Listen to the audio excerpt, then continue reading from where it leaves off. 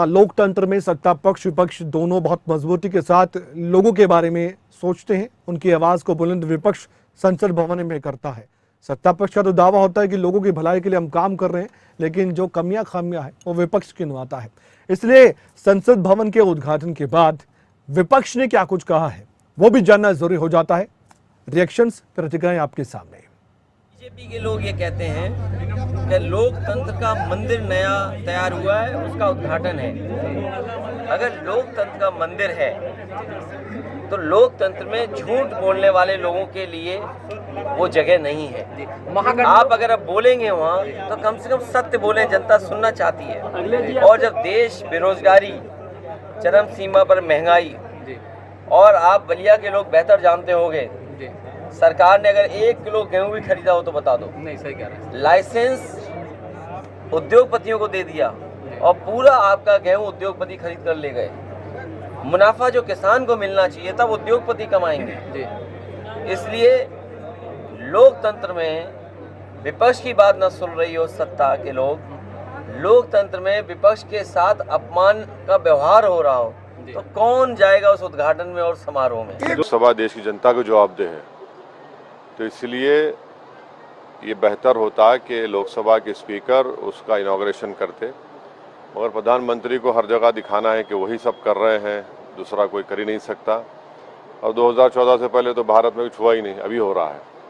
तो ये प्रधानमंत्री का एक तरीक़ा है जो सिर्फ अपने आप को इंडिविजुअल प्रमोशन के लिए और यही बताना कि बस वही कर सकते, दूसरा किसी ने किया नहीं, दूसरा कर पाएगा, तो ये ठीक नहीं हुआ जो भी हुआ। हाँ, पार्लियामेंट की नई बिल्डिंग की ज़रूरत थी। हमने खुद 2019 के पहली ऑल पार्टी मीटिंग जो लोकसभा लाइब्रेरी में हुई थी, मैंने इस बात को उठाया था। मगर इसका हर चीज़ में ये बता देना कि एक ही इंडिविजुअल है और दूसरा नहीं है, ये तो पार्लियामेंट की कलेक्टिव मिनिस्टर रिस्पॉन्सिबिलिटी के भी खिलाफ हुई है। जो विपक्ष की आशंका थी सही साबित हुई। हमने कहा था ना कि मोदी जी एक फोटो, एक फ्रेम, एक पत्थर पर सिर्फ एक नाम के चक्कर में उन्होंने भारत की आदिवासी महिला जो प्रथम नागरिक और देश की राष्ट्रपति हैं, उस दिन उनको आस पास नहीं आने दिया गया।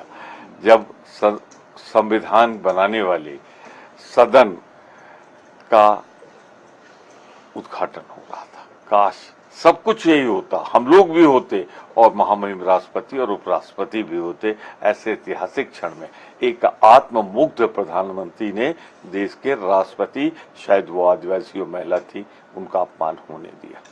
एक निमंत्रण पत्र छापने के अंदर क्या सरकार को इतना जो है फाका पड़ गया कि वो एक निमंत्रण पत्र जो है देश की राष्ट्रपति को नहीं दे पा रहे हैं। ये तो बहुत ही ज़्यादा जो है दुर्भाग्य की बात है। कितने ही तर्क कुतर्क भारतीय जनता पार्टी वर्षों तक देती रहेगी, मगर वो ये बात आने वाली पीढ़ियों को नहीं समझा पाएगी कि भाई आपने राष्ट्रपति को इतने बड़े कार्यक्रम में क्यों नहीं बुलाया। आपने एक ट्वीट देखिए, मैं ये बात बहुत जिम्मेदारी से कह रहा हूँ। संसद क्या है?